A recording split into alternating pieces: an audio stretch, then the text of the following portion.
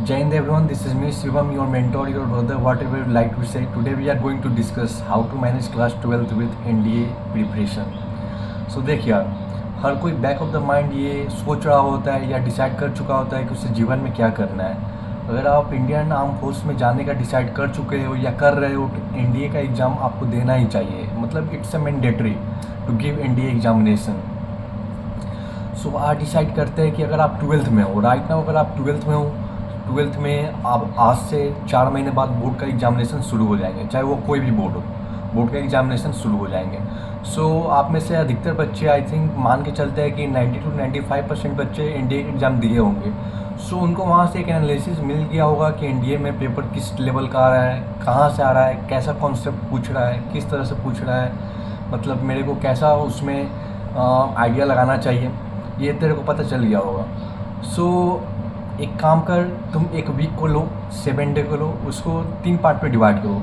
पहला 2 डेज के लिए, पहले 2 दिन तुम प्रीवियस ईयर क्वेश्चन जो भी एग्जाम दिए हो, जो भी उसमें तेरे को वीकनेस लगा है, तेरा स्ट्रेंथ लगा है, उसको नोट डाउन कर। एक तरफ स्ट्रेंथ अपना नोट डाउन कर, एक तरफ वीकनेस। लाइक मेरा मैथ में पीएनसी कमज़ोर है तो अपना मैथ का पीएनसी को अपन कंपलसरी मैंडेटरी में टॉप पे रखेगा फॉर प्रैक्टिस। जीएडी में मेरा जियोग्राफी स्ट्रॉन्ग है तो जियोग्राफी को अपन कम टाइम देगा। ऐसे तुम टाइम को डिवाइड करके प्रिपेयर कर लो, अपना चार्ट प्रिपेयर कर लो, ठीक है। उसके बाद बात करते हैं एनडीए का सिलेबस। तेरे को पता ही होगा, पिछला वीडियो मैंने उसी पे डाला था। 11th एंड 12th आते हैं। 12th एंड 11th से 60:40 का रेशियो रहता है। 11th से 40% एंड 12th से 60% रहते हैं। सो 12th में तुम आ चुके हो, एनडीए का भी एग्जाम दे चुके हो। अब करना क्या है, मैथ के लिए बताता हूँ। मैथ के लिए क्या करना है, 11th में तुम कुछ चैप्टर पढ़ चुके हो। ये नहीं बोल रहा हो कि तेरे को सब चैप्टर आता ही होगा, कुछ चैप्टर आते होंगे जो तेरे को अच्छे से हो पता होंगे। उनमें से कुछ चैप्टर को प्रैक्टिस करना है। प्रीवियस ईयर क्वेश्चन उसका तू एनडीए का लगा, प्रीवियस ईयर क्वेश्चन दिशा का बुक आता है वो ले ले तेरे 14 ईयर्स का, वहाँ से तू PIQ लगा, बात बनेंगे। क्लास 12 साथ में चल रहा है। सो 12th का बोर्ड पे ज़्यादा फोकस होना चाहिए। तेरा 70-30 का रेशियो करके चल, 70% तेरा बोर्ड पे एंड 30% तेरा एनडीए पे फोकस होना चाहिए। सो 12th का मैथ करना है, एनसीईआरटी कर।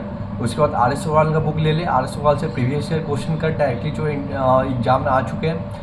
एंड अभी देखा जाए सीबीएसई का लेवल, तो सीबीएसई का लेवल बोला जाए तो एनडीए के मैथ से टफ आ रहा है काफ़ी 1-2 सालों से। सो अगर तू बोर्ड के लिए अगर सीरियसली प्रिपरेशन कर रहा है कि मेरे को 70+ आउट ऑफ 80 स्कोर करना है, तेरा एनडीए का मैथ आराम से निकल जाएगा, क्योंकि उसमें कुछ 12th का कुछ चैप्टर है जो 11th के बिना नहीं बनेगा। सो उस पर फोकस कर।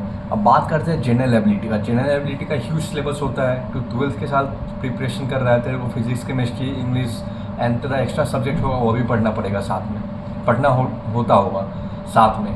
तो जनरल एबिलिटी के लिए टाइम कहाँ से निकालें, करंट अफेयर भी पढ़ना होता है, कैसे करें देख। उसके लिए मैं बताता हूँ, करें जनरल एबिलिटी में हर चीज़ पढ़ने की जरूरत नहीं होता है। एक स्ट्रेटेजी बना अपना, तेरा कौन सा पोर्शन स्ट्रॉन्ग है। जैसे मेरा बायोलॉजी स्ट्रॉन्ग था, मैंने बायोलॉजी और केमिस्ट्री पे फोकस किया, फिजिक्स पे उतना ध्यान नहीं दिया, ठीक है। वैसे कर, अपना फोकस बना। जनरल एबिलिटी के लिए मैं ये नहीं बोलूँगा तू बैठ जा 9-10 का चैप्टर है बुक पढ़ना स्टार्ट करते। उसके लिए तुम वन शॉट आता है वीडियो, वो लगा, वहाँ से तेरे को पता चलेगा किस चैप्टर से कितना क्वेश्चन आ रहा है। उसी के थ्रू जो चैप्टर से ज़्यादा क्वेश्चन आ रहा है उसको प्रायोरिटी बना, उसी के थ्रू तू चैप्टर से गो थ्रू कर। देन अब आगे बात करते हैं करंट अफेयर्स का। करंट अफेयर्स का टेंशन लेने का बात नहीं है, एग्जाम से पहले काफ़ी वन शॉट आ जाते हैं, आप बहुत चैनल पर मिल जाएंगे, वहाँ से तुम गो थ्रू कर सकते हो। सो ये रहा मेरा प्लान। अगर मैं अपने प्लान का स्ट्रेटेजी का बात करूँ तो मैंने इन क्लास 8 या 7 में डिसाइड कर चुका था कि मेरे को डिफेंस में जाना है। नहीं गैप है वो दूसरी बात है, बट मैंने अपना ट्राई किया, बेस्ट दिया। मैंने क्लास 11 से ही प्रिपरेशन करना स्टार्ट कर दिया था एनडीए के लिए। मैंने क्लास 11th में मैथ नहीं पढ़ा था, मैंने क्लास 11th में जनरल एबिलिटी होता है उसका पूरा सिलेबस कवर किया था। क्लास 12th में मैंने 12th का मैथमेटिक्स पढ़ा। सितंबर तक मेरा मैथ, फिजिक्स, केमिस्ट्री 12th का मैंने छुआ तक नहीं था।